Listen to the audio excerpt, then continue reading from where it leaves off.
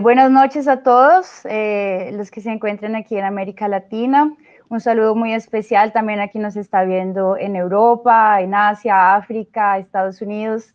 Bienvenidos a esta super live especialísima de la TDI Brasil en español, porque no queremos más tener esa barrera de lenguas entre Brasil y el resto de América Latina, ¿verdad, Carlos? Entonces, hoy vamos a hablar español, vamos a hablar portugués, pero vamos a hablar todos despacio porque el español y el portugués son lenguas hermanas, entonces podemos entendernos en un portuñol, ¿verdad? Isso mesmo, isso mesmo. E inclusive, né, quero dar o bem-vindo para todo mundo que é do Brasil que está assistindo, né? Para representar, vou falar em português. Então, nossa primeira live, né, com o Dr. Juan para falar sobre o Congresso e também uma palestra incrível que ele vai dar hoje para a gente, que vai ser dividida em duas partes, não é mesmo, Ana? Exactamente. Vamos a tener la primera parte hoy y la segunda parte mañana en el mismo horario, en el mismo canal. También hoy vamos a hablar un poco también sobre nuestro congreso, que va a ser ya casi, ¿no? En más o menos un mes. Quería compartir aquí con ustedes. Esta es la página de inscripción a nuestro congreso, primer congreso iberoamericano de la teoría del diseño inteligente. 11 y 12 de septiembre de 2021. Este es nuestro video oficial para que el que no lo vio lo invito a que lo vea. Y estos son los horarios que Saulo muy gentilmente nos organizó aquí por las banderas de los países, muy bonito, ¿no? Para que cada país sepa más o menos el horario, ¿no? Del Congreso en su fuso horario real. Y aquí pueden hacer su registro. Recordándoles que a pesar de que aparece pago en euros o en dólares, no importa el país donde usted o donde tú estés, te encuentres, se puede hacer el pago en cualquiera de las monedas porque el pago es hecho por tarjeta de crédito o PayPal, entonces a la hora de hacer el pago se debita en la moneda asociada con el método de pago del país de residencia. Aquí pueden encontrar los conferencistas, los horarios, los temas, pueden ver un poco del título y resumen de cada conferencista y un poco de su currículum también. Ana, Tenemos invitados internacionales, el doctor Stephen Meyer, Casey Luskin, doctor Marcus Eberlin, y bueno, los dejo para que ustedes puedan ver después con calma, ¿no? Todos los conferencistas que vamos a tener, inclusive el doctor Juan Manuel que nos acompaña hoy, será uno de los conferencistas súper invitados, ¿no? Desde Argentina. Doctor Juan Manuel, ¿quiere dar un saludo al público que le está acompañando en este momento? Sí, con mucho gusto. Bueno, muchas gracias por acompañarnos y estar frente a la pantalla, haciendo un esfuerzo todos juntos para entender mejor los aspectos fundamentales de la teoría del diseño inteligente. Perfecto. Bueno, antes de comenzar, muchas gracias, doctor Juan Manuel. Antes de comenzar con la conferencia de hoy, Carlos tiene unos anuncios para nosotros, ¿verdad, Carlos? Isso mesmo, isso mesmo. Quero falar um pouco sobre a programação dessa semana aqui Habla na. despacio, Carlos, devagar, despacio, Pode por favor. deixar, então. Para aqueles que estão nos assistindo, né, de países que falam em espanhol, vou falar um pouco mais devagar, então. Nessa semana teremos uma programação um tanto quanto diferenciada. Inclusive, nesse sábado, ao meio-dia, nós vamos ter a TDI Flash Interativa. Talvez você pergunte, mas o que é a TDI Flash Interativa? Bom, seria o seguinte. Toda vez nós temos um convidado especial, correto? Sempre tem alguém de fora, o professor Juan participou, a Ana participou, o Dr. Marcos. Dessa vez, quem vai participar é você que está assistindo. Bom, sempre tem a liga, né, que é ao vivo, que vocês podem participar. Dessa vez, a TDI Flash, a gente vai ler comentários, todos os comentários que vocês fizeram até hoje, né? Claro, dividido por vídeos. Então, assim, tá muito legal. E com certeza você vai se ver no nosso vídeo, caso você esteja comentando nos vídeos da TDI Flash. Um vídeo muito legal com a sua participação, então não perca, tá bom? Inclusive, já que nós estamos em um mês internacional, o Cortes TDI de terça-feira que vem vai ter uma participação muito legal do Paul Nelson, onde ele vai falar sobre como através da ciência percebemos um design inteligente. Então você não pode perder na próxima terça-feira. Y na quinta volta a liga, ¿eso, Ana? Volvemos con nuestra liga querida de diseño inteligente semanal. Habíamos dado un receso por ser temporada de vacaciones, pero pues ya vamos a retomar este semestre. Entonces quedan todos invitados para la próxima semana en nuestro canal de la TDI Brasil. Bueno, aquí nos están escribiendo de Brasil, de Ecuador. Por favor, escríbanos de dónde nos están viendo y compartan el link para todos sus amigos y familiares. También nos están viendo aquí desde España. Un saludo también a Historama. Y quería decirles que vamos a hacer un sorteo para participar de nuestro congreso. ¿Sí? El congreso tiene un valor de $10 o aproximadamente, de 10 euros o aproximadamente $12, pero vamos a hacer un sorteo para los participantes de hoy y mañana puedan participar gratuitamente. ¿Sí? Y ese sorteo va a ser, ¿cuántas personas? Bueno, el 10% de los que participen de ese sorteo. ¿Cómo participar? A lo largo de esta presentación, tienen que estar muy pendientes del chat porque voy a compartir un link que va a ser un formulario de Google donde van a poder inscribirse y participar del sorteo. Bueno, entonces, sin más rodeos, vamos a comenzar, pero antes de eso me gustaría hacer una pequeñísima presentación del doctor Juan Manuel, que gentilmente nos mandó un resumen de su currículum, porque es un currículum muy grande y él nos hizo ese favor. Entonces, es el doctor Juan Manuel Torres, es doctor en filosofía, especializado en metodología, filosofía de la ciencia y metafísica. Fue profesor de la UN de Buenos Aires, de la UN del Sur, de la Universidad Tecnológica Nacional y de la Universidad Nacional de Cuyo. Como profesor invitado o investigador se desempeñó en la Universidad de Miami, en el Departamento de Química, en el año 1990 al 91, Universidad de Valencia, en España, en 1995, Universidad de Saarlandes, en Alemania, en el 93, Universidad de Jena, en Alemania, en 2000, Universidad de Lille, en Francia, de Lisboa, en Portugal, 2003 a 2006, y en el Centro de Ciencia y Cultura del Discovery Institute en Seattle, en Washington, en 2016 y 2017. Editó 3 volúmenes de la serie Logic, Epistemology and the Unity of Science de Springer Publishers en 2007, 2011 y 2012. Es autor de varios trabajos en afamadas revistas internacionales de filosofía, entre ellas Journal of History and Philosophy of Science, Medicine, Healthcare and Philosophy, Medicine and Philosophy and Philosophia Naturalis. Perdón si pronuncié algo mal. También posee contribuciones académicas en diferentes journals líderes de biología y de medicina molecular como Biology Forum en el 93, Human Gene Therapy en el 95, y retirado como profesor ordinario, continúa activo dictando cursos de posgrado y de formación para investigadores en ciencia y filosofía. Sus 2 últimas contribuciones fueron en la revista Poría, que publica la Universidad Católica de Chile en 2021, y en Anales 2020, que publica la Fundación Española Elías de Tejada. Bueno, entonces agradecemos la presencia del doctor Juan Manuel y vamos a comenzar con la presentación. Es todo suyo el palco. Muchas gracias. En primer lugar, muchas gracias a Ana y a Carlos, que son los que coordinan y hacen posible esta transmisión y muchas cosas más, como la organización del Congreso Iberoamericano sobre la teoría del diseño inteligente.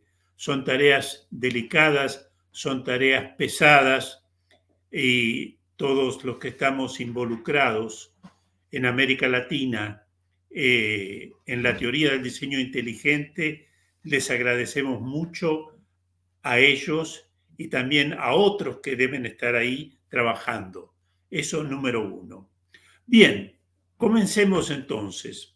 Fíjense el título de nuestra charla o conferencia. ¿Es la TDI una hipótesis o una teoría? Eso es lo que entre hoy y mañana vamos a responder con claridad.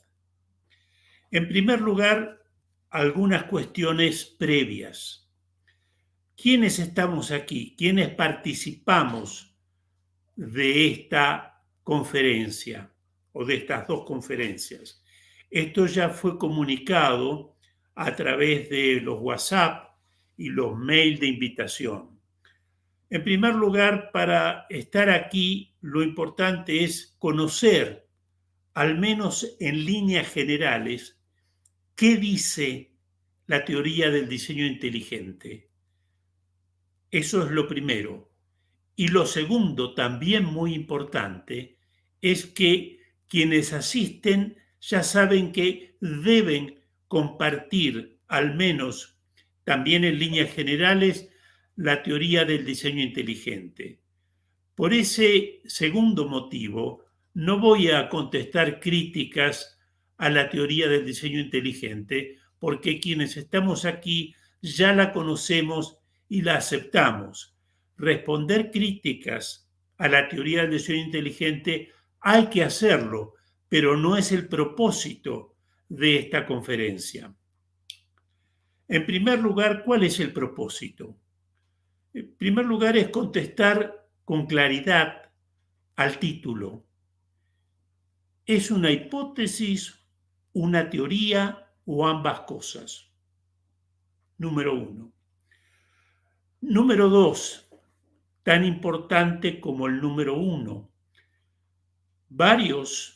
Casi todos los que compartimos la teoría del diseño inteligente, cuando discutimos con personas que no lo conocen o personas que lo atacan, siempre salen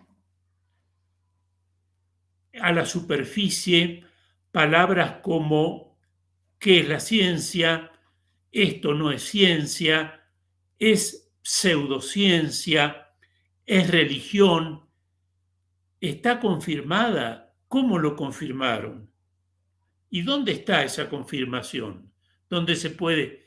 Bien, por eso es importante no solo conocer los puntos de apoyo de la teoría del diseño inteligente que se encuentran en el análisis de los organismos y en cuestiones físicas, químicas y biológicas, sino también manejar los conceptos de hipótesis, de confirmación, de teoría, de falsación.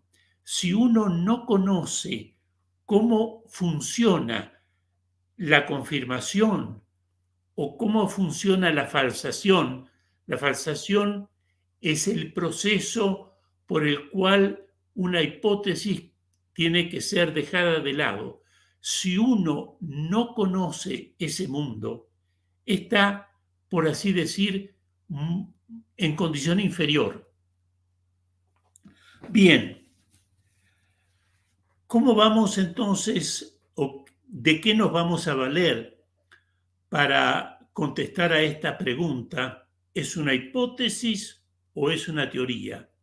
¿De qué nos vamos a valer para explicar esas nociones tan importantes como la de hipótesis, teoría, confirmación, falsación, ciencia empírica, ciencia experimental y varias otras? Nos vamos a valer de la actual teoría metodológica y filosófica de la ciencia. En otras palabras, vamos a utilizar la filosofía de la ciencia y la metodología de la ciencia actual. Y esto lo remarco porque muchas personas creen que como la teoría, y equivocadamente, como la teoría del diseño inteligente es el viejo creacionismo medieval, entonces cuando usa algo de filosofía de la ciencia o epistemología, recurre a Aristóteles o a Tomás de Aquino. No, nosotros no vamos a recurrir a la filosofía y metodología de la ciencia de los clásicos, sino a la metodología y filosofía de la ciencia que actualmente manejan los filósofos y los científicos que tienen formación metodológica. ¿A quién va dirigida esta conferencia? Naturalmente, a los que conocen, a los que aceptan el diseño inteligente, pero debo decir lo siguiente.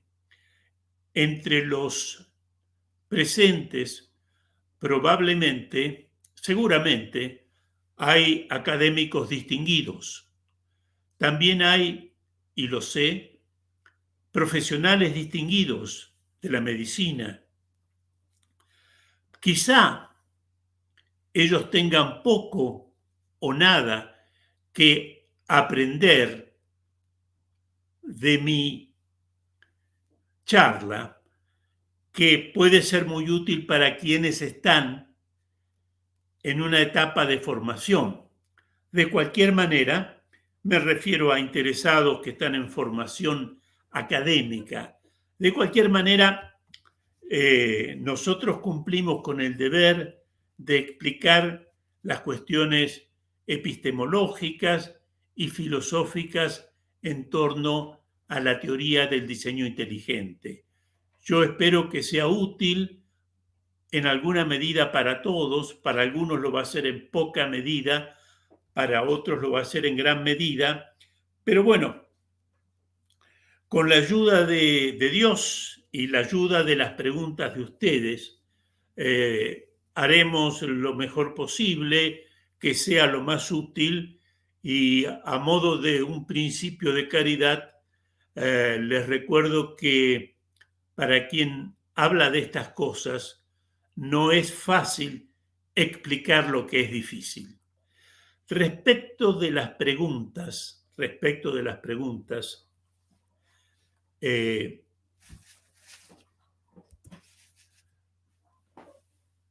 acá pongo una dirección de mail que deben estar viendo, donde ustedes me pueden hacer cualquier tipo de pregunta que consideren que no viene al caso directamente con relación a lo que estamos explicando.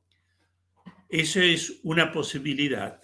Y la otra posibilidad son hacer preguntas al final de esta primera charla, tanto en español como en portugués, que seguramente Ana me va a ayudar, y trataré de contestarlas todas. Algunas me tomaré un tiempo para pensarlas, porque acá entran muchos temas. Bueno, estas es las cuestiones previas que quería dejar muy, muy en claro. Comenzamos entonces.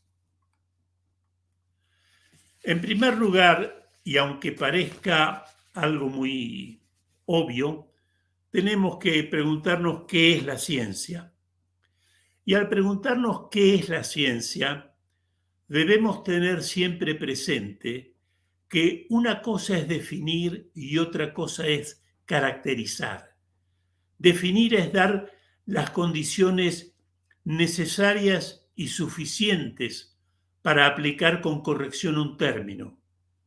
Cuando digo un triángulo, digo una figura de 3 lados.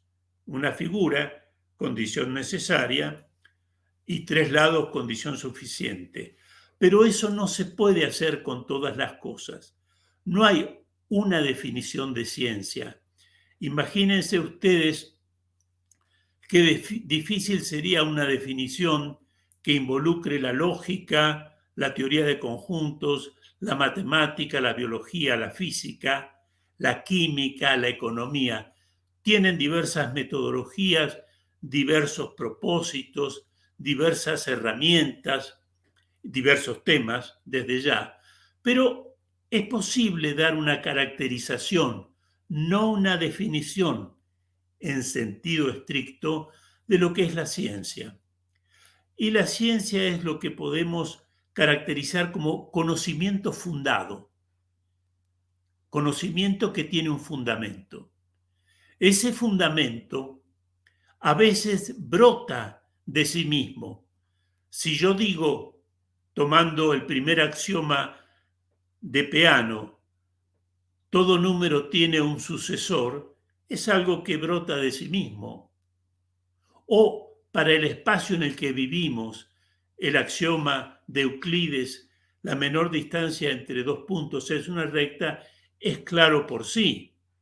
Pero si digo, no todos los aminoácidos sirven para unirse y formar una proteína, eso no es evidente por sí. Pero si uno va retrocediendo, se hace evidente a partir de ciertos conocimientos que tienen que ver con la experiencia. Entonces, haciendo una síntesis, podemos decir que la ciencia es lo que es evidente por sí, o es evidente por la experiencia, o lo derivo de lo que es evidente por sí y de lo que es evidente por la experiencia. Son las dos posibilidades. Y seguidamente procedemos a una división de la ciencia. La ciencia involucra muchas disciplinas, y por lo tanto puede dividirse de muchas maneras. Así como entre los oyentes los podemos dividir por género, aunque eso ahora se discute, pero bueno, vamos a la tradición. Lo podríamos clasificar en hombres y mujeres o en latinoamericanos y no latinoamericanos. La ciencia se puede dividir de muchas maneras, pero hay una división clásica, que es la que ustedes están viendo, entre las ciencias formales y las ciencias empíricas. ¿Por qué vamos a una división de las ciencias? Para saber dónde ubicamos a la TDI. Las ciencias formales son las que no se basan en la experiencia, como la lógica, la matemática, la teoría de conjuntos. Que no se basen en la experiencia no quiere decir que luego no las pueda aplicar a la experiencia. Pero ni la matemática, ni la lógica, ni la teoría de conjuntos se basan en la experiencia, sino que se basan en ciertas proposiciones llamadas axiomas, la mayoría de las cuales son evidentes por sí. Pero esto simplemente no es necesario que lo recuerden, no siempre es el caso. En teoría de conjuntos está el famoso axioma de elección, que es muy importante en teoría de conjuntos y que no todos lo aceptan porque no es evidente. Las ciencias empíricas son las que se basan en la experiencia, pero la experiencia no es solo la experiencia de la naturaleza, de los fenómenos físicos, químicos y biológicos. También tenemos experiencia del comportamiento de las personas y de los colectivos, cómo actúan los miembros de un club de fútbol, las empresas, los sindicatos. Eso lo aprendemos por la experiencia, son las ciencias sociales.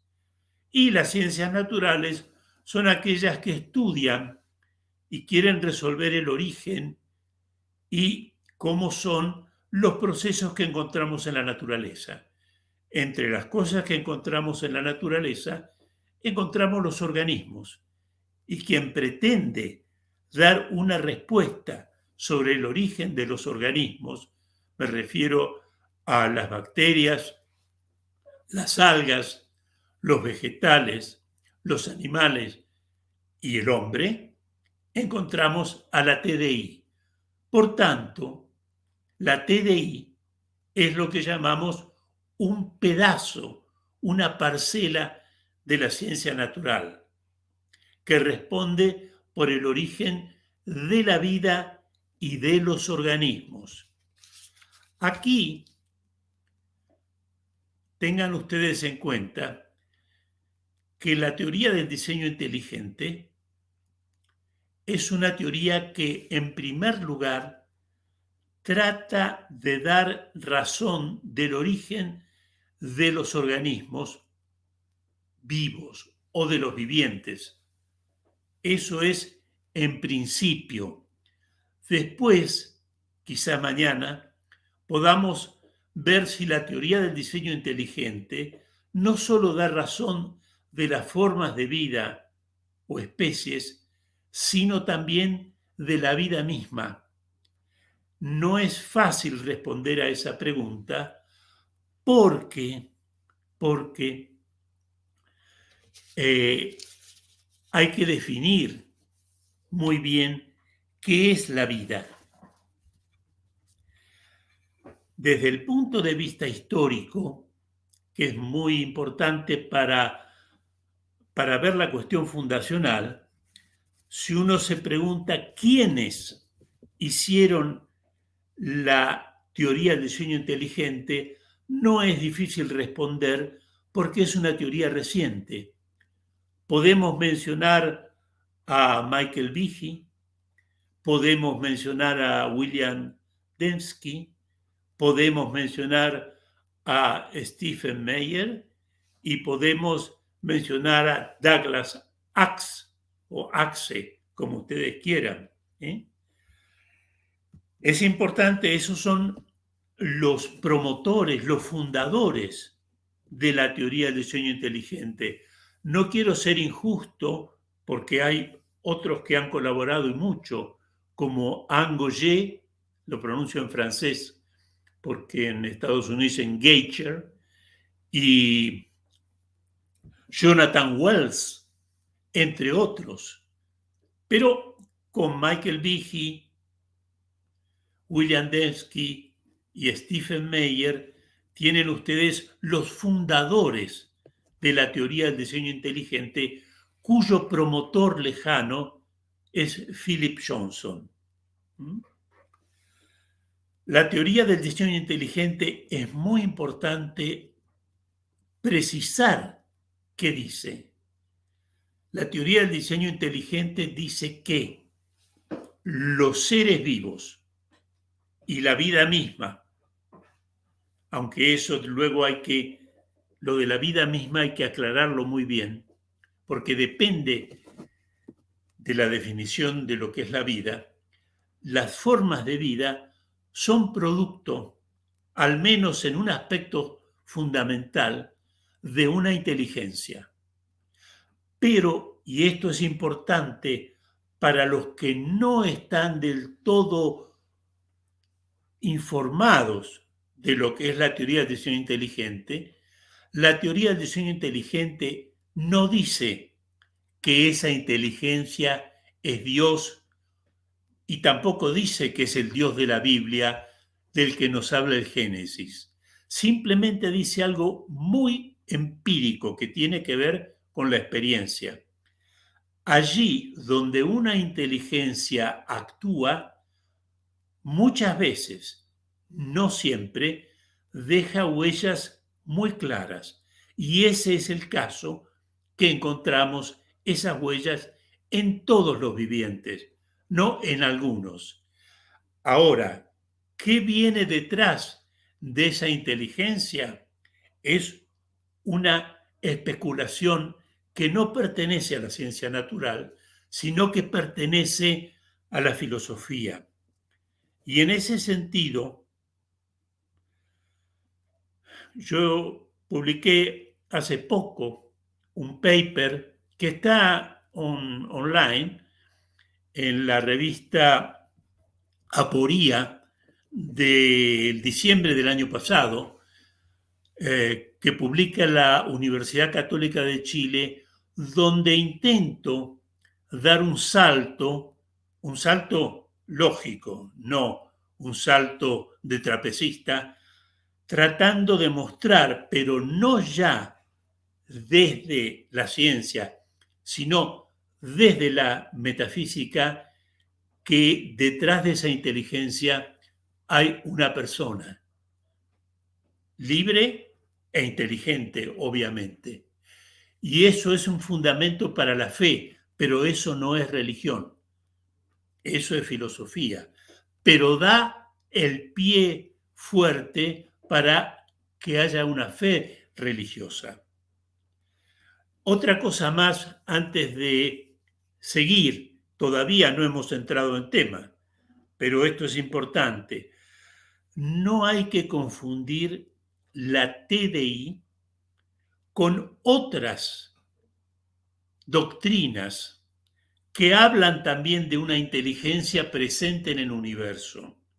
Y me refiero especialmente a la escolástica de Tomás de Aquino y a la doctrina que Newton expone en sus Principia Mathematica y en la óptica. Tanto Tomás de Aquino, y con Tomás de Aquino la mayoría de los filósofos medievales cristianos, árabes y judíos, veían en la regularidad de los cielos y en la regularidad de los procesos naturales la inteligencia o la mano de un ser inteligente. Porque si hay orden en el mundo, y hay orden, como vemos nosotros, cuando mirando ese orden elucidamos lo que se llaman las leyes científicas. Las leyes científicas no es sino una abstracción que hacemos de lo que se repite en el mundo y lo enunciamos a modo de una ley.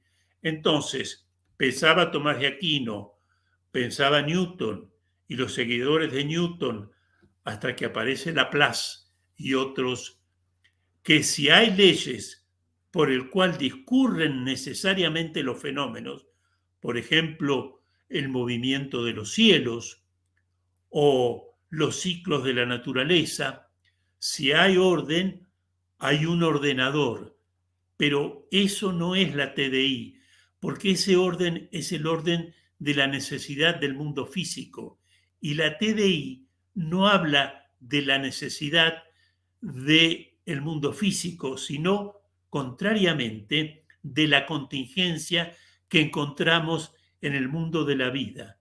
El mundo de la vida no es, como veremos más adelante, el mundo de la vida no es el resultado de las regulaciones que hay en la naturaleza, como es las mareas, la caída de los proyectiles sobre la superficie terrestre, el giro elíptico de los planetas o cómo se comportan los cuerpos a cierta temperatura.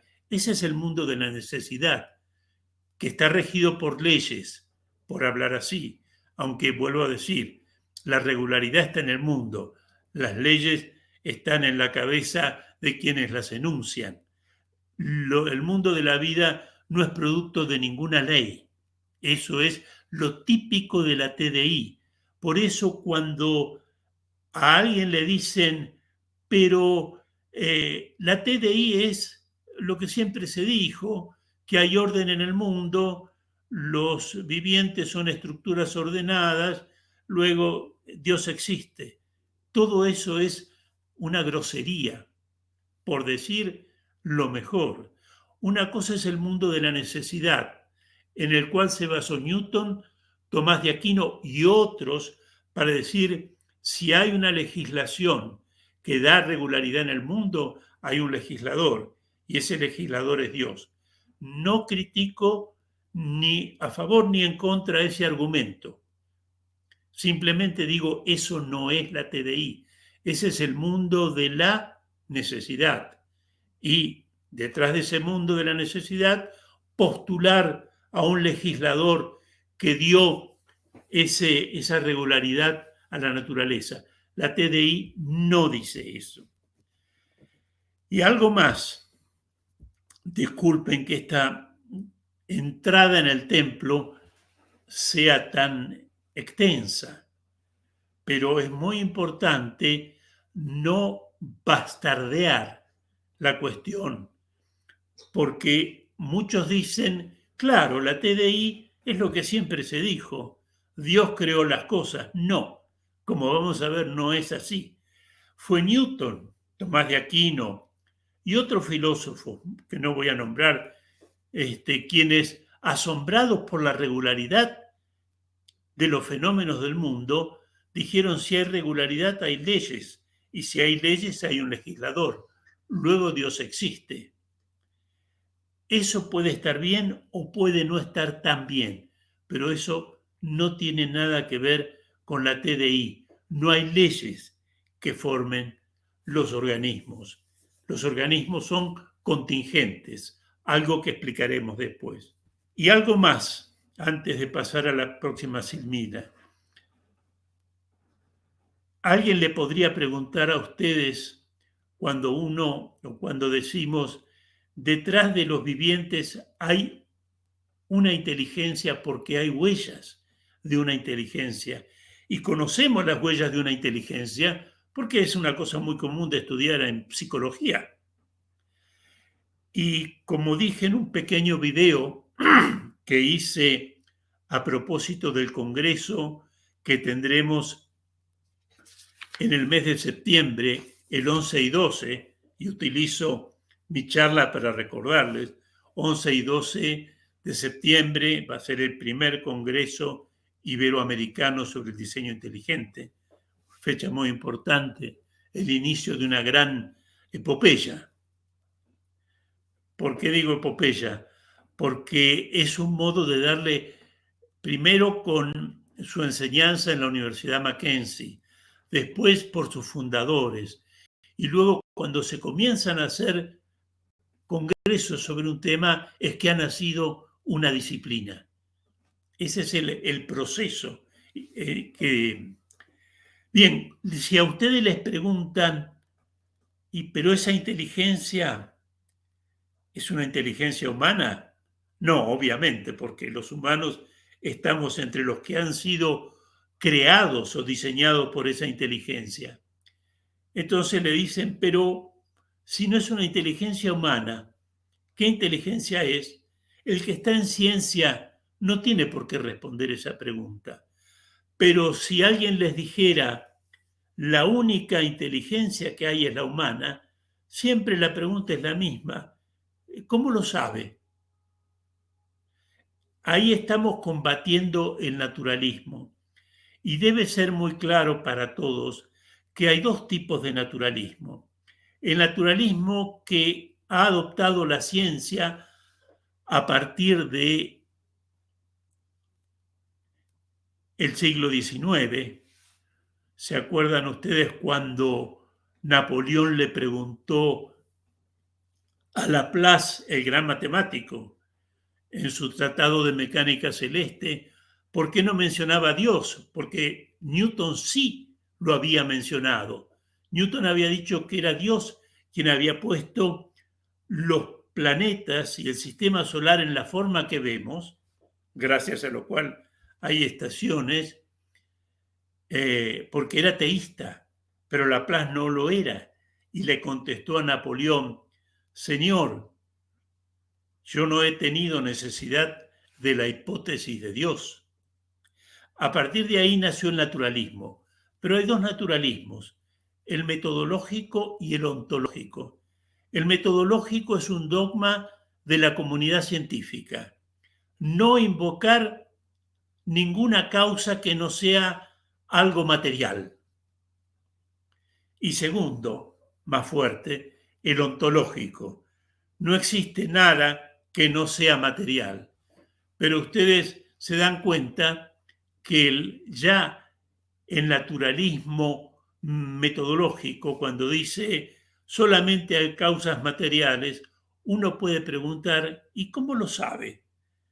Porque justamente lo que muestra la teoría del diseño inteligente es que es necesario recurrir a una inteligencia trascendente. Bueno, acá podemos empezar entonces con esta charla. Yo lamento que haya llevado media hora, pero noten ustedes el título de la presentación de la charla, de este coloquio, que es el lenguaje de la ciencia. Fíjense que en la ciencia, cuando uno toma un paper, un artículo, un research report de un journal cualquiera, de Science, del Journal of Molecular Biology, y nombro estas revistas porque son revistas de excelencia, se va a encontrar que hay algunos términos que son muy, muy específicos. Por ejemplo, si toman un journal de física de partículas, van a encontrar el término neutrino, el término quarks, o si toman un paper de biología molecular, van a encontrar unión peptídica, aminoácidos, bases nitrogenadas, sí, estructuras estables, metaestables. Esos son términos específicos. Pero también en esos mismos papers van a encontrar otros términos: ley, teoría, explicación, predicción, confirmación. Y uno dice, y es una pregunta de sentido común, ok, el término que es un neutrino, ¿me lo explica un físico? El término que es la unión peptídica, me lo explica Ana, por ejemplo, que es química. Pero ¿quién me explica a mí qué es una ley, qué es una buena explicación, qué es una confirmación, qué es una falsación, qué es una teoría o qué es una hipótesis? ¿Qué es una hipótesis auxiliar? ¿Qué es una hipótesis ad hoc? Etcétera. ¿Quién me lo explica eso? Bueno, modestamente este es el propósito, además de contestar al desafío del título de la ponencia. Bueno, es el propósito de quien les habla, y por eso estamos en el terreno de la filosofía y de la metodología de la ciencia, porque la filosofía y la metodología de la ciencia es quien debe explicar el significado de esos términos comunes, que es una teoría, que es una hipótesis, que es una confirmación, que es una hipótesis auxiliar, que es una predicción, que es, etcétera, etcétera. Eso me lo dice la filosofía y la metodología de la ciencia. Y eso no lo voy a aprender mirando un texto del siglo XIV o del siglo XVI. Lo tengo que aprender de los filósofos y metodólogos actuales de la ciencia, los cuales, les adelanto, son todos naturalistas, o casi todos. Yo no. Me refiero a personas como Karl Popper, me refiero a personas como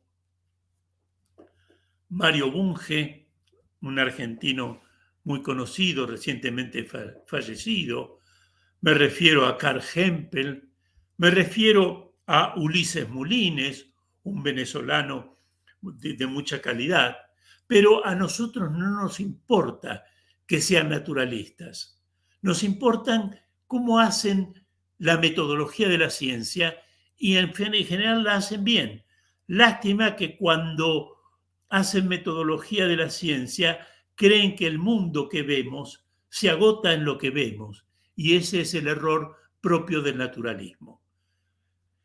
Ahora viene una cosita muy interesante. Fíjense que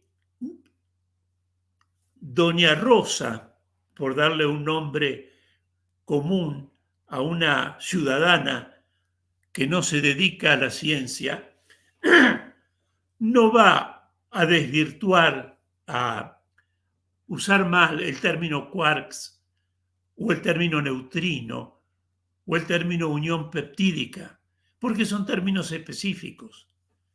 Pero doña Rosa también a veces habla de ley, habla de teoría, cuando dice yo tengo la teoría que los diputados son todos corruptos, o el que dice yo tengo la hipótesis que a Kennedy lo mató más de un tirador. ¿Qué es lo que vemos ahí? Que los términos comunes de la ciencia están también en boca de la gente común. Y por tanto, acá se da un fenómeno lingüístico que es que pierden un significado y adquieren varios. Por ejemplo, dicen la ley del más fuerte. La ley, por lo menos en Argentina, se usa mucho de las compensaciones. Tiene mucho dinero, pero es tonto. O la ley de la vida, el que las hace las paga. Pero sabemos que no. O cuando dicen, tengo la teoría que el que se vacuna no sabe lo que está haciendo. Están usando los mismos términos comunes que usa la ciencia, pero están degenerando el significado. Y esa degeneración del significado también contagia a los científicos que no tienen formación metodológica. Entonces, nos enfrentamos a un problema grave que es el que tratamos de solucionar al menos parcialmente. Y cuando un término tiene diversos significados, estamos ante lo que en lingüística se llama polisemia o equivocidad. Por ejemplo, el término teoría tiene varios significados. El término hipótesis tiene varios significados. El término prueba tiene varios significados. Y eso es fuente de muchos errores. Tomemos un caso que es interesante analizar porque nos ilumina. Fíjense el nombre y fíjense que lo entrecomillo porque cuando uno habla de un nombre tiene que entrecomillarlo. De otra manera no está hablando del nombre sino del significado del nombre.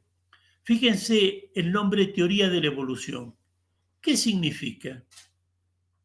En realidad significa muchas cosas diferentes. Fíjense que es muy importante cuando estamos en estos temas saber si teoría de la evolución significa el supuesto proceso histórico que tuvo lugar, según los evolucionistas, en el espacio y en el tiempo, que es el hecho de la evolución, o se refiere al proceso por el cual ellos suponen que las especies fueron cambiando y progresando una después de otra. Son dos cosas distintas. Fíjense que los evolucionistas están todos de acuerdo en que existió la evolución, en teoría de la evolución pensada como el hecho histórico de la evolución. Pero cuando teoría de la evolución significa los procesos de la evolución, no hay una teoría, sino 6. No se puede hablar de la teoría del proceso de la evolución, porque tenemos el neodarwinismo, la simbiogénesis, la autoorganización, la tercera vía, la síntesis extendida, el neutralismo y varias más. Entonces, cuando alguien le pregunta a uno, ¿usted cree en la teoría de la evolución? Lo correcto es decir, ¿usted por teoría entiende el proceso histórico o los procesos sobre los cuales hay 6 hipótesis diferentes? Y algo más, fíjese, lo mismo pasa con Darwin. Si por Darwin se entiende el que inventó la evolución, es un error, ya Lamarck lo había dicho. Si por Darwin se entiende el que ideó un proceso puramente mecánico o natural, también es falso, porque Darwin también habla de otros procesos que ahora los evolucionistas deploran, como es la teoría del uso y desuso. Pero acá, y todavía seguimos en la introducción, quería hacerles una reflexión. Fíjense que un golpe muy eficaz, aunque poco usado contra el evolucionismo, es justamente la diáspora de teorías o la multiplicidad de teorías o hipótesis sobre cómo fue el proceso de la supuesta evolución. ¿Por qué? Porque acá aparece una cosa muy interesante. Si alguien te dice que fue, o sea, que existió el proceso histórico de la evolución, tú tienes derecho a preguntar, si dices que fue, dime cómo fue.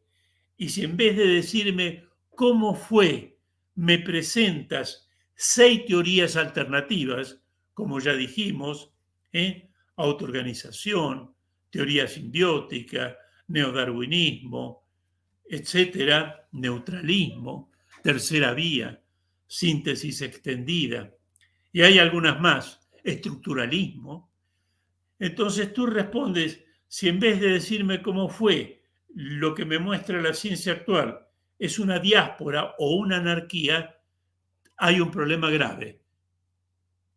Eso lo remarco mucho porque cuando discutimos la supuesta evolución, muchos toman el darwinismo o neodarwinismo como si fuera la única que existiera, cuando en realidad hay 6 y la existencia de esas 6 muestra una debilidad terrible del evolucionismo. Es un argumento muy fuerte. Si dices que fue, dime cómo fue. Pero si en vez de decirme cómo fue, me presentas 6 teorías o 6 hipótesis, cada una defendiendo un proceso contrario al que dicen las otras, entonces reconoces que tienes un problema. Bien, dicho esto, recién lo lamento, podremos comenzar. Mañana podremos terminar. En primer lugar, vamos a hacer un análisis de un término muy importante que es el término hipótesis. Para saber en qué sentido la TDI es una hipótesis. Hipótesis es una conjetura. Es quizá el término más simple que utiliza el discurso o el lenguaje científico. Pero cuidado, no toda conjetura es una conjetura científica. Dicho de otra manera, hipótesis hay muchas, pero una hipótesis es científica cuando tiene confirmación. O sea, la hipótesis científica es una conjetura que está confirmada. Si una hipótesis no tiene confirmación, permanece fuera del ámbito de la ciencia. Si yo digo, el plomo se derrite a tal temperatura y lo puedo mostrar experimentalmente, entonces esa conjetura queda confirmada y puede entrar al ámbito de la ciencia. Como también cuando se descubre que una hipótesis que se creía confirmada se muestra que no tiene confirmación, se la expulsa de la ciencia. Esto es desde el punto de vista lógico, pero desde el punto de vista del mundo de los hombres, hay muchas conjeturas que se suponía que tenían confirmación, que se muestra luego que esa confirmación estaba equivocada, pero ya hay un lobby social y económico y de prestigio y no se quiere reconocer la desconfirmación. No me voy a extender sobre esto porque no es el tema, Pero cuando alguien dice, ¿por qué si el neodarwinismo es falso, como podemos ver concretamente, se mantiene en escena en la comunidad científica? ¡Ja, ja! Leyendo la historia de la ciencia, cuando pongo un ejemplo, podría poner varios, cuando se vio que el mundo tolemaico, el mundo donde la Tierra era el centro del universo, estaba equivocada, o cuando se vio que la física cartesiana frente a la newtoniana estaba equivocada, ya había tanta gente, tantas publicaciones, tantos intereses creados que nadie lo quería reconocer y solamente el tiempo pone justicia a ese tipo de situaciones. La teoría del diseño inteligente tiene apenas 35 años, tomando como fecha de inicio el primer libro de Michael Behe, y ha mostrado el error fundamental de las conjeturas supuestamente confirmadas del neodarwinismo y otras teorías evolutivas, como puede ser la simbiogénesis, el estructuralismo o la que ahora llaman síntesis extendida. Pero va a llevar tiempo desalojar a esas conjeturas desconfirmadas del escenario público. Hacen todo lo posible para no ser expulsadas y hacen todo lo posible para mostrar que nosotros somos religiosos, somos curas medievales o cosas por el estilo. Ahora, es interesante, y a esto va dirigido nuestra charla, qué es confirmar o corroborar y cómo se logra, para después decir, ¿y cómo se logró la confirmación o corroboración de la TDI? Acá es importante tener en cuenta los verbos también en inglés, to confirm and to corroborate, que hoy se usan indistintamente. Confirmar o corroborar es en principio, y dicho de un modo muy grueso, mostrar cómo los hechos lo respaldan. Pero eso es muy difícil y hacia eso vamos. El punto 4 que están ustedes observando muestra algo muy importante, que las confirmaciones son relativas. ¿Qué quiere decir? Que no porque algo esté confirmado va a estar siempre confirmado. Nuevos hechos o hechos que no se tuvieron en cuenta en su momento pueden volver una confirmación en desconfirmación. Fíjense ustedes esto. En el año 78-79, la revista Science sacó un artículo en el cual decía, un artículo de mucha influencia en el mundo científico, que el hombre y el chimpancé tenían en común el 99% de la carga genética. Y ciertamente, quien en ese momento leyó ese paper, entre ellos yo, decía, bueno, prácticamente está probada la ascendencia común de ambos. Pero fíjense cómo eso rápidamente no, pasaron 30 años y se desconfirmó. ¿Por qué? Porque no se tenía en cuenta el splicing alternativo, que muestra que aunque muchos genes sean iguales, el modo como la maquinaria celular lee esa información hace que la información sea mucho más diferente. Tanto es así que hoy la misma revista Science publica un artículo, no digo hoy, estos años, mostrando que la diferencia con el chimpancé y el hombre es de un 85% en proteínas. No se conocía lo que llamamos el splicing alternativo o la confirmación que viene dada, la información que viene dada por la riqueza de la información genética, que es mucho más que lo que uno ve leyendo la secuencia de las bases nitrogenadas. Antes de meternos en el meollo, tengan ustedes que hipótesis hay de muchas clases. Están las hipótesis de hechos. Las hipótesis de hecho es, bueno, debajo de la ciudad de Mendoza, Argentina, donde vivo, hay petróleo. Eso es una conjetura sobre un hecho. También hay conjeturas sobre generalidades. A la mayoría de los latinoamericanos le gusta el fútbol. Cuidado, en ciencia esa generalidad tiene un sentido muy concreto, cuando estamos arriba del 0,5.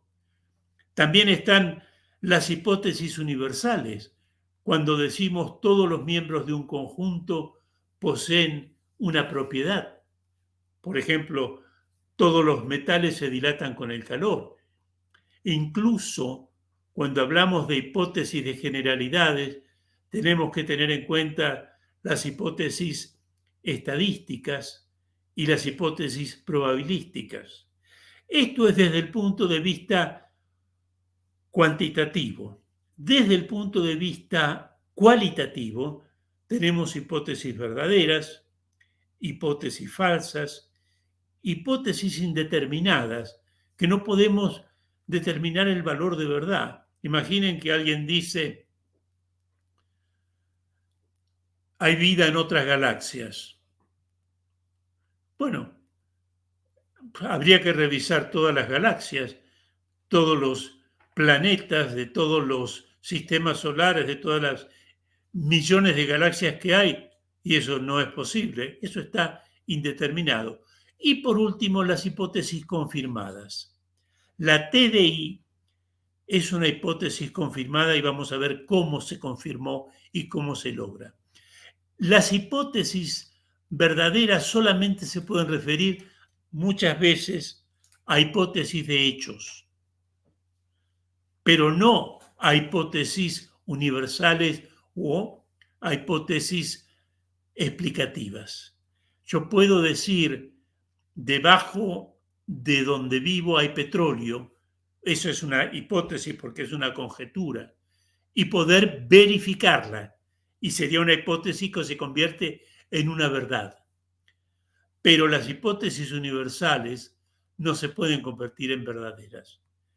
A nosotros nos interesa especialmente las hipótesis llamadas explicativas o causales, que dicen por qué o a causa de qué ocurre algo.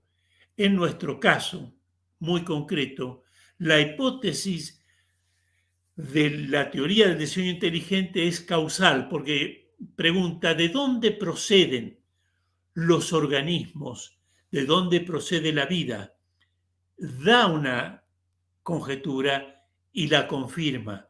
Por eso nos interesan no solo las hipótesis de todos estos tipos, sino nos interesan especialmente las teorías, las hipótesis explicativas, las hipótesis que dan cuenta del origen de algo. Primero, entonces, este es nuestro camino, ver cómo son las hipótesis explicativas o causales, cómo se crean del verbo crear y cómo se confirman. Esto es, cómo se pueden respaldar por los hechos. Eso podemos verlo en un ejemplo y luego aplicarlo a la teoría del diseño inteligente. Ana, yo no sé si tengo tiempo para seguir.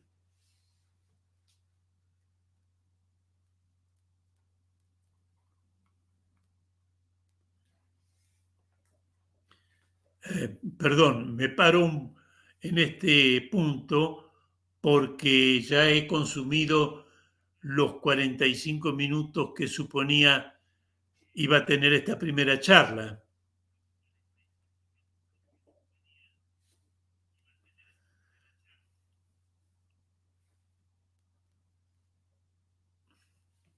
Ana, un minutito, por favor.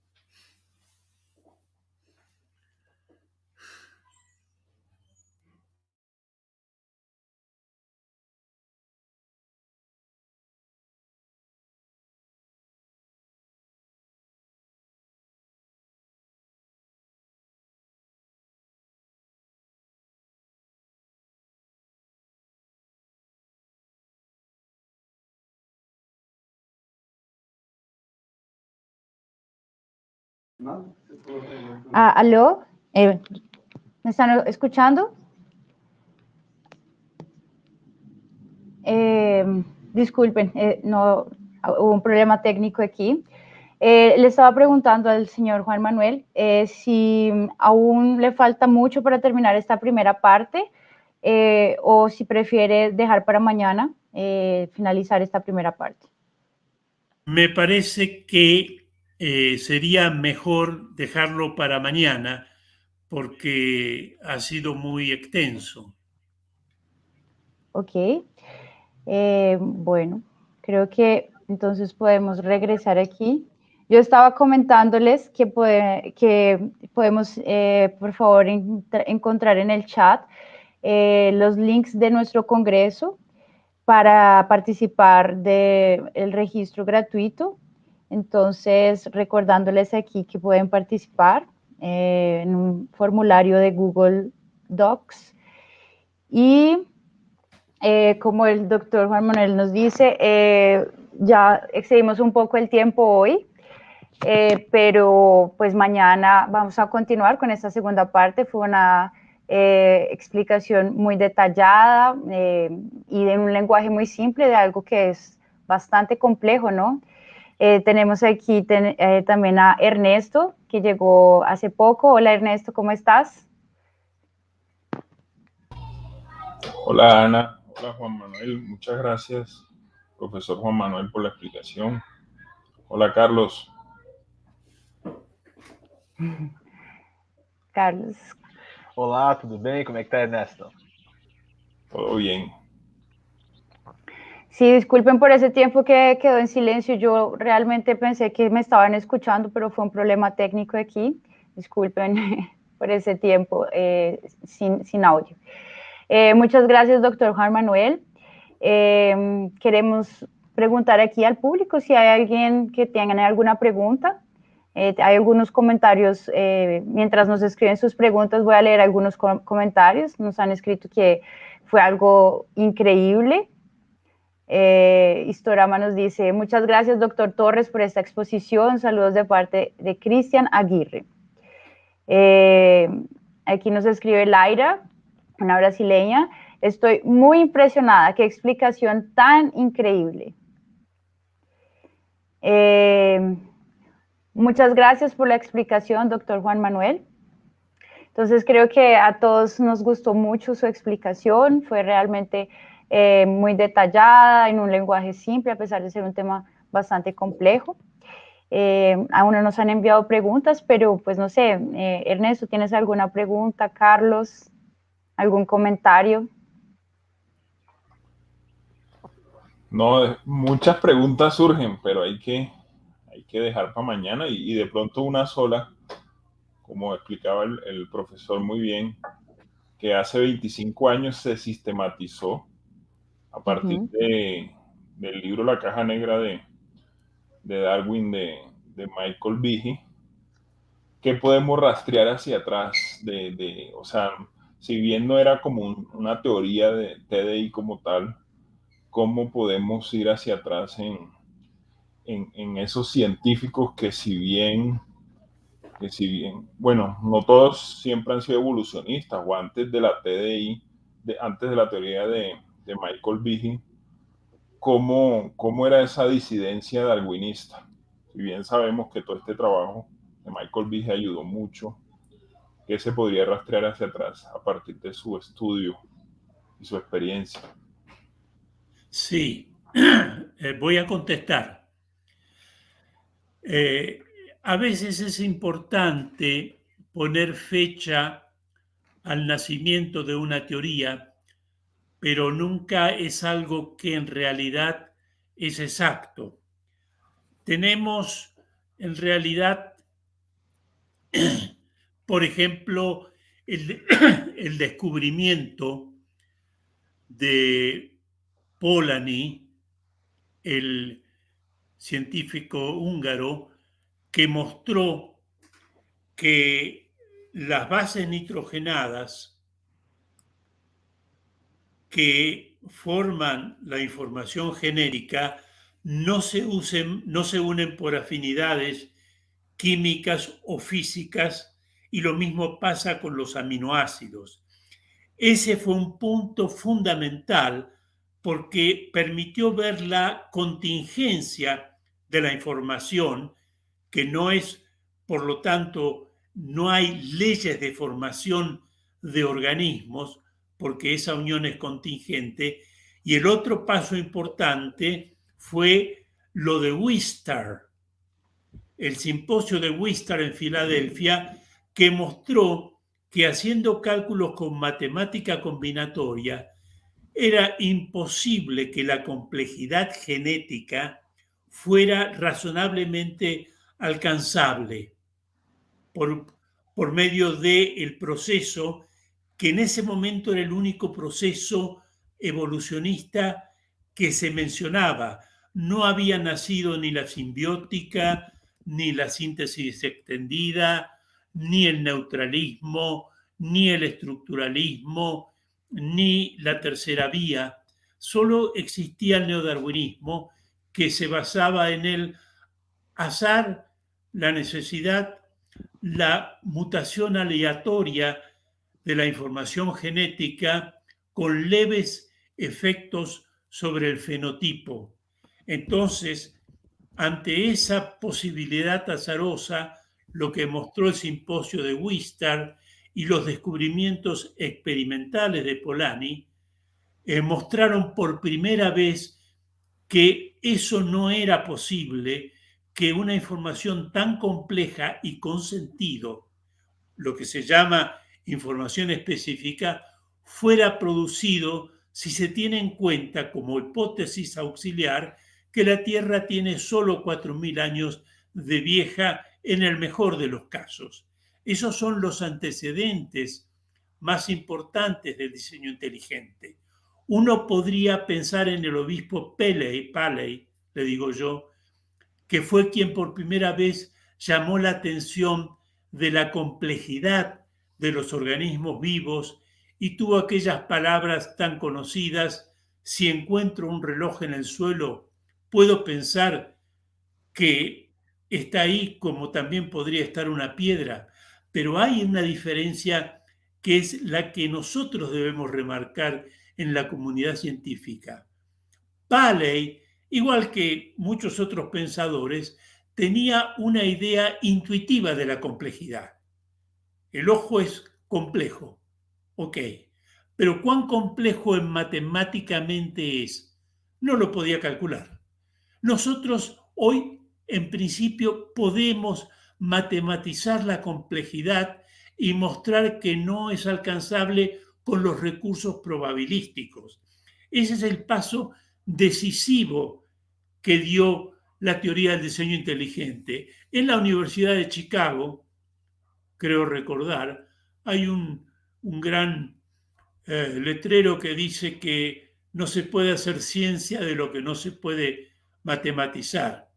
Dejando de lado si eso es así o no, creo que no es así, pero no importa. Pero bueno, lo que hizo Dembski, que fue posible gracias a las técnicas de secuenciación del material genético en los años 80, que avanzó de la mano de la medicina más que de la biología, mostró la complejidad y la contingencia de los mensajes genéticos.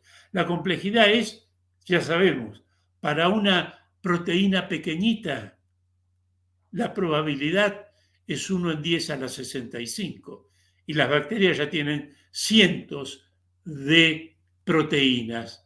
Y la contingencia quiere decir que los nucleótidos, las bases nitrogenadas, están así, pero podrían estar de cualquier otra manera. El gran descubrimiento de Polanyi. No, por eso él llamó a su paper que la vida es trascendente a la física y a la química, porque con la física y la química no la voy a explicar, por más que el lenguaje del ADN necesite siempre, al igual que el lenguaje humano, una base física donde asentarse.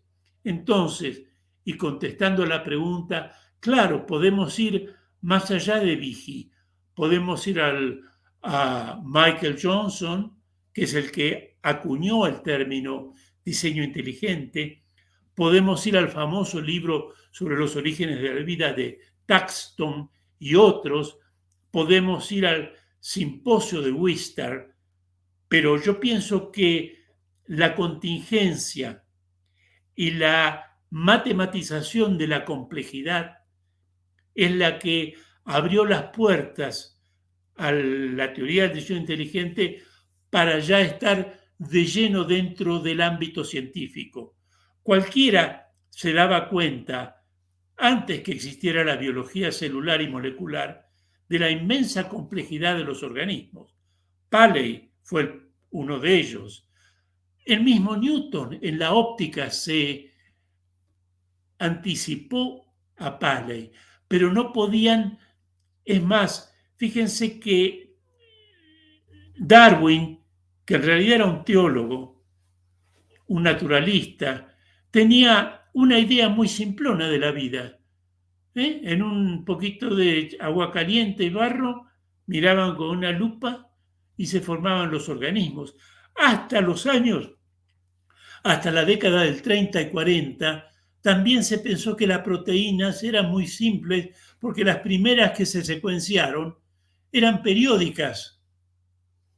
Recién cuando se ve la complejidad y la contingencia de los mensajes genéticos y por lo tanto de la unión de los aminoácidos en la proteína, ahí nace la teoría del diseño inteligente, porque la única facultad capaz de unir lo que de suyo no une ni la química ni la física y tiene un sentido, lo que se llama información específica, fue la gran obra, me parece a mí, de Dembski, y que lo de Dembski se puede aplicar perfectamente a los procesos del flagelo bacteriano, la coagulación de la sangre, la cascada de procesos moleculares que se producen en la luz que entra por la retina y llega al cerebro.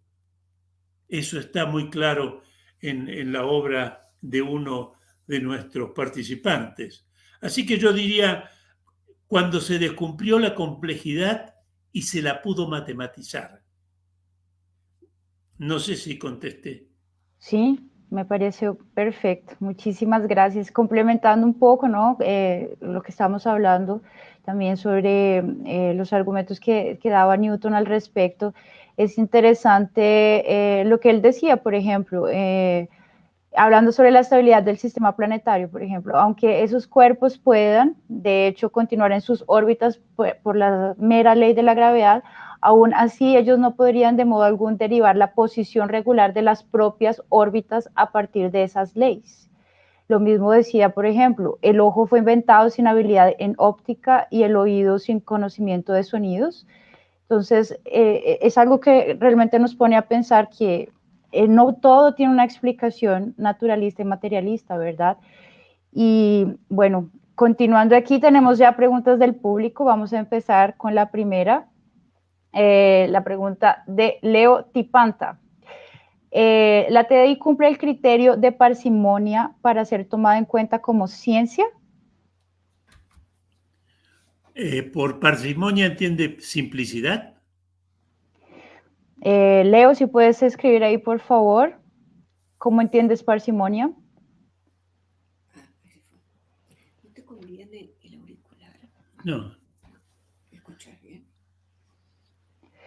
Bueno, mientras él nos escribe, vamos a responder la siguiente pregunta que nos hace Juan C. Bravo. Doctor Manuel, mencionó que hoy en día la teoría de la evolución se enseña como un axioma. ¿Qué se necesitaría para que la TDI se enseñe al mismo nivel académico? Lo que sucede es que la vida académica está hecha por hombres y hay resistencia a... Yo lo expliqué que es un problema antropológico, no es un problema científico. Noten ustedes que sobre la teoría de la evolución, entendida como que existió la evolución como el hecho evolutivo, se han montado revistas, tesis, proyectos de investigación, por lo tanto, dinero, el prestigio de muchos investigadores.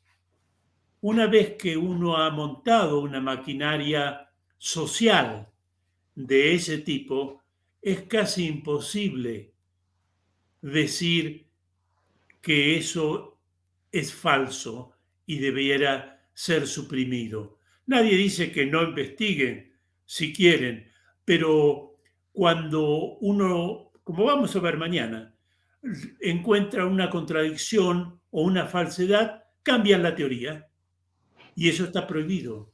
Fíjense que hoy, para contestar a esta pregunta, la síntesis extendida, que es la nueva teoría, dice lo contrario que decía Darwin. Para Darwin la selección natural era el principio fundamental y conductor de su pensamiento, pero hoy en la síntesis extendida la selección natural es un proceso que es como un refinamiento de los organismos, pero no la responsable de su forma fundamental, donde ahí entran a invocar los genes OC, que son los encargados de la estructura fundamental del organismo. Entonces, cuando uno muestra que el neodarwinismo es falso, no es que digan, ok, reconocemos el error, cambian la teoría, pero eso es algo que está prohibido. Por eso ustedes ven 6 teorías sobre cómo fue la evolución. El neodarwinismo, la simbiótica, la autoorganización, la tercera vía, la síntesis extendida e incluso el neutralismo de Kimura es opuesto al neodarwinismo. Pero cuando uno embate contra ellos, cambian y no lo quieren reconocer. Pero eso pasó siempre en la historia de la ciencia. Solamente al que es ajeno a la ciencia le llama la atención. Les cuento un ejemplo pequeño, pero muy actual. Cuando apareció el síndrome de inmunodeficiencia adquirida, había 2 hipótesis sobre el origen de la enfermedad. Una que era un virus y otra que era un conjunto de condiciones de las cuales el virus era una sola de las condiciones. Tanto es así que uno iba a lo que se llamaban workshop, a las ferias. Eso me tocó a mí en los años 90 y había representantes de las dos hipótesis, hasta que finalmente una fue desterrada. Pero eso costó, como costó muchísimas cosas. La mecánica cartesiana, la mecánica, la cosmología tolemaica, muchas, fíjense otro más, el psicoanálisis. La gente habla del psicoanálisis como sinónimo de la psicología, pero el psicoanálisis es una escuela que creció mucho en los años 40 y 50 y hoy la mayoría de los epistemólogos dicen que es pseudociencia. ¿Por qué? Porque hace alusión a una estructura a la cual no podemos acceder y que produce efectos contradictorios, el inconsciente. Por eso la mayoría de los psicólogos a veces se llaman psicoanalíticos, pero ya no lo son. Pero eso llevó mucho tiempo.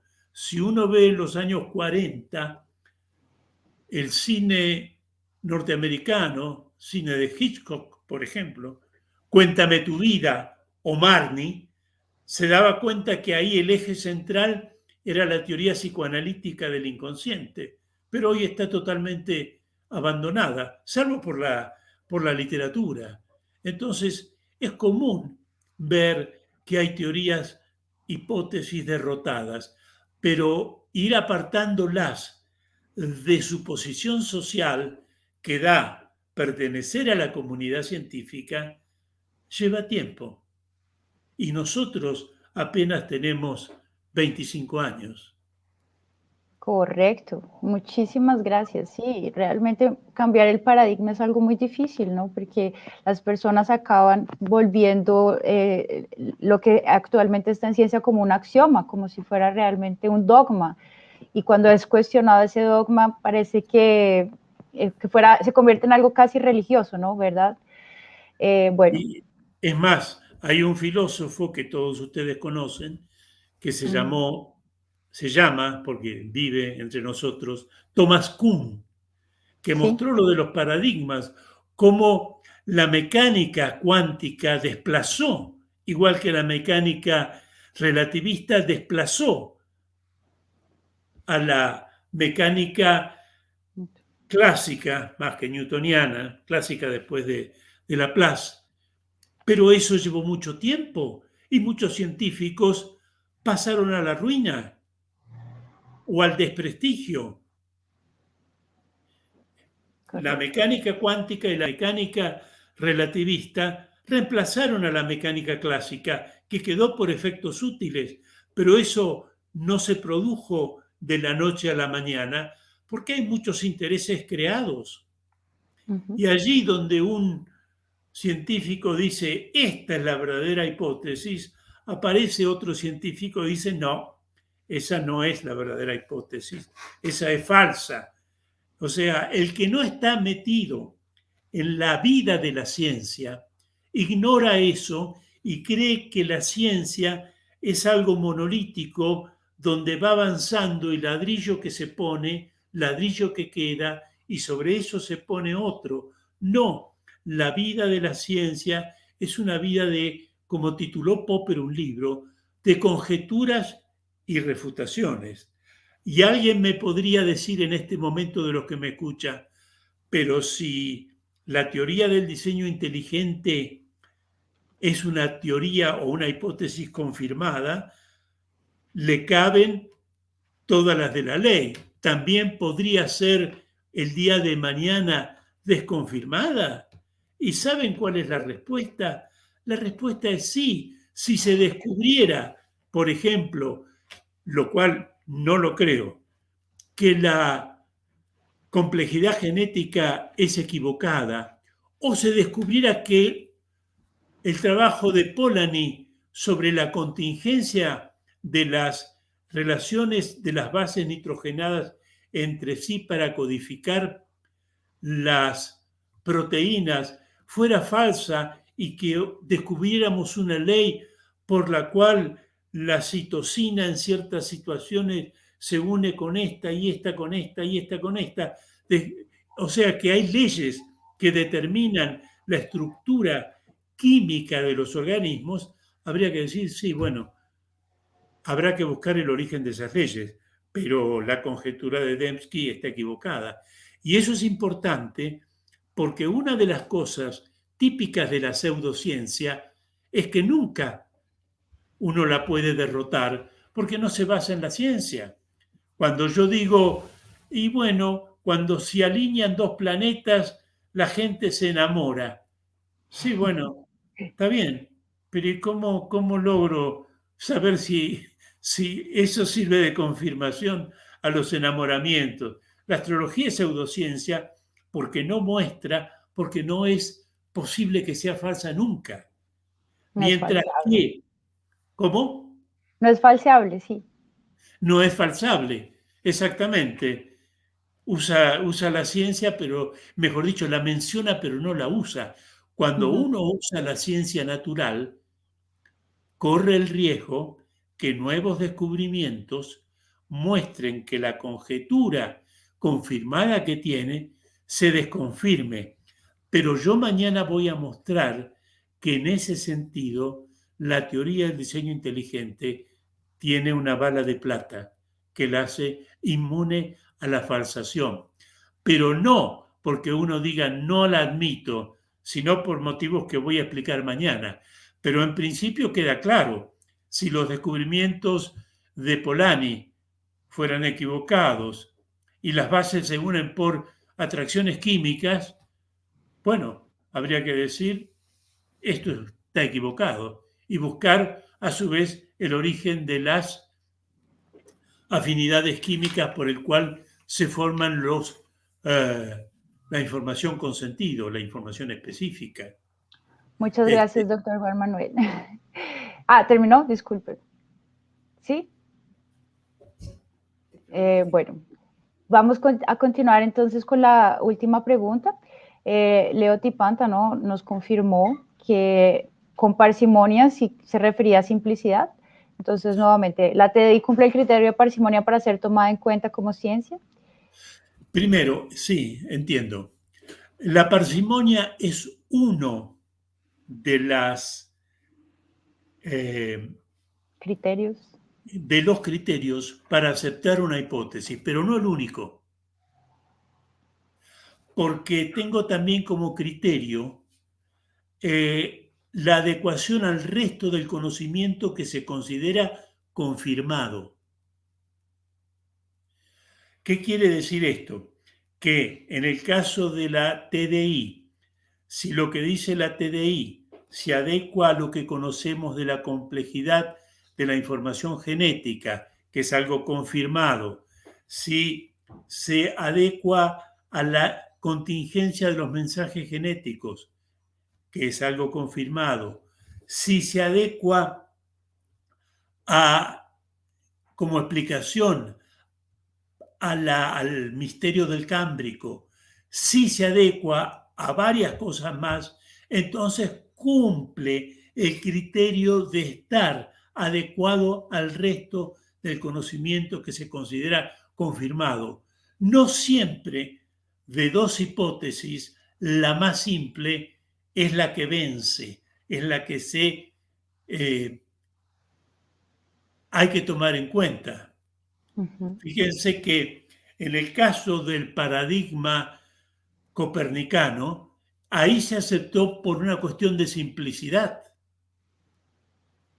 pero no de ahí que por ser más simple se deba aceptar. Después, además de aceptarse por simplicidad, se aceptó por otros criterios. Y algo más, el criterio más fuerte no es el de la parsimonia, sino el de predecir fenómenos que cuando la teoría fue enunciada no se conocían.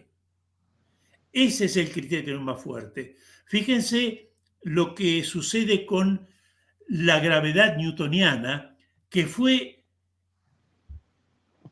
puesta o acuñada para explicar el movimiento planetario y la caída de los cuerpos sobre la superficie terrestre, pero a su vez permitió después explicar las mareas, permitió después explicar los resortes, la ley de Hooke, que es derivada, ¿no? Explicó después por qué los planetas giran en elipse.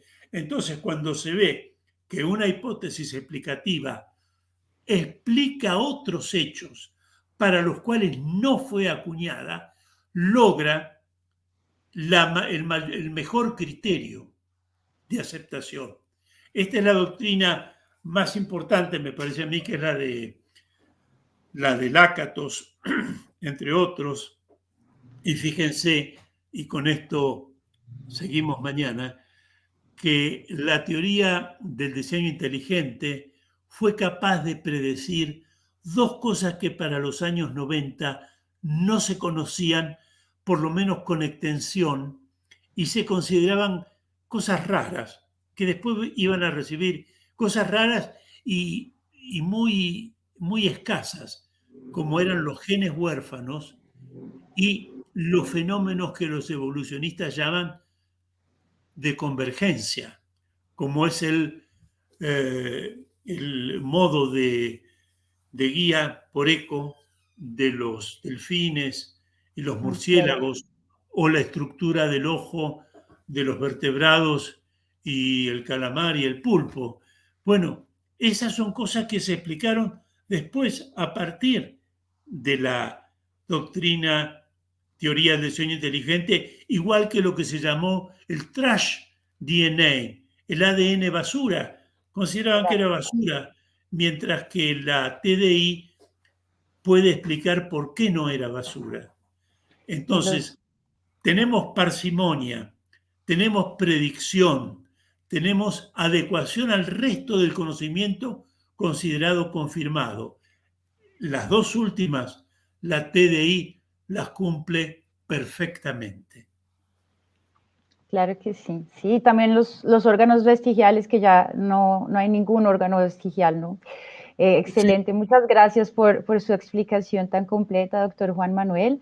Le agradecemos muchísimo su participación. Realmente nos aclaró muchos términos filosóficos. Tristemente, hoy en día no es muy explicada la filosofía para los científicos, ¿no? Y posiblemente, probablemente por eso, la teoría de la evolución sigue vigente, porque falta de filosofía en la ciencia para mostrar que el razonamiento evolucionista es circular. Entonces acaba no explicando nada realmente. Mañana entonces el doctor Juan Manuel dejó así varios spoilers de lo que va a ser mañana, ¿no? Ya dejándonos curiosos para participar. Entonces, por favor, no pierdan mañana a la misma hora en el mismo canal.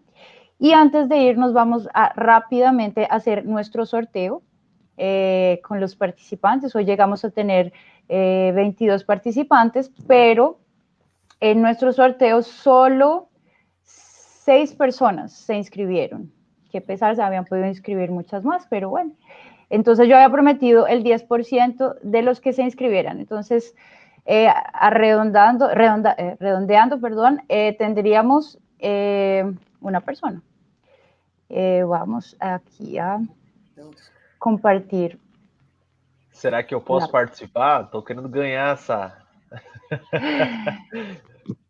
Mañana, puedes participar mañana. Então amanhã eu vou participar, hein? Se vocês não se inscrever, eu vou tentar participar para ganhar. Claro que sí. Tem muita chance. Sí, claro que sí, hay muchas posibilidades. Bueno, como pueden ver, tenemos del número 2 al número 7, entonces vamos a hacer el sorteo en vivo. Vamos a generar un número aleatorio del número 2 al número 7. Y el ganador fue el número 4, que es Jorge Reinaldo Méndez, de Ecuador. Felicitaciones, Jorge Reinaldo. Acabas de ganar un registro gratuito en nuestro congreso, que será el 11 y 12 de septiembre. ¿Y cómo vas a participar? Fácilmente.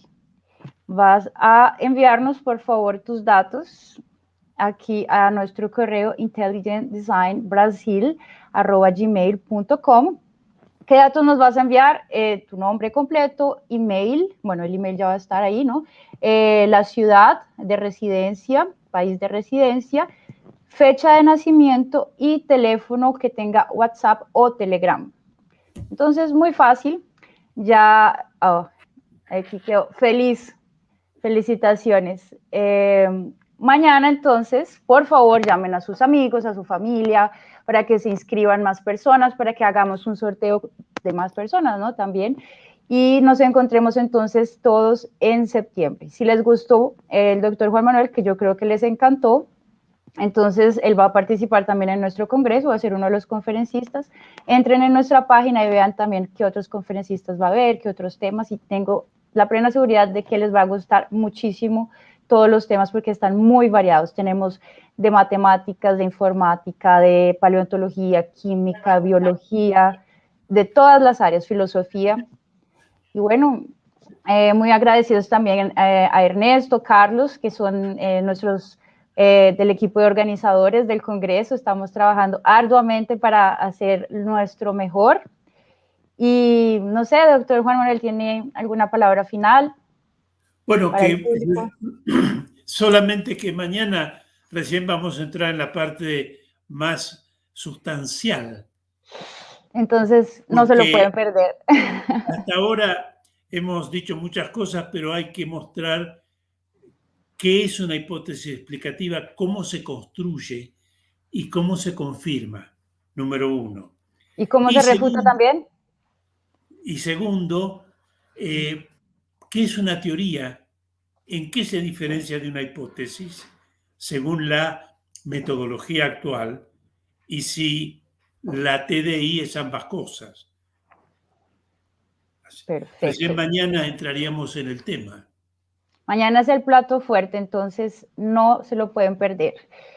Puntualmente nos veremos. Ernesto, Carlos, ¿tienen una palabra final? Com certeza, amanhã eu vou estar aqui para assistir. Muito show de bola hoje. Quero agradecer ao Dr. Juan. Foi incrível e tô animado amanhã para ver essa bala de prata que ele citou, né? Vamos ver bem esse negócio aí, tô bem empolgado. E você que vai assistir amanhã, convide mais um amigo, manda esse link e principalmente mande para um evolucionista. Tenho certeza que ele vai gostar muito da palestra, tá bom? Um abraço a todos y obrigado, Dr. Juan. Ok. Bye, bye. Ernesto, ¿quieres decir algo? No, nos deja con mucha expectativa el profesor Juan. Impecable, y mañana esa bala de plata la estamos esperando. Y a la audiencia, sí, que inviten a todo el mundo, que esto está excelente, cada vez mejor. Y hay bastantes oportunidades de asistir a este gran evento único por primera vez en Latinoamérica. Y está tan bueno que hasta los brasileños están hablando español. Mira, Laira es brasileña, ya está hablando español.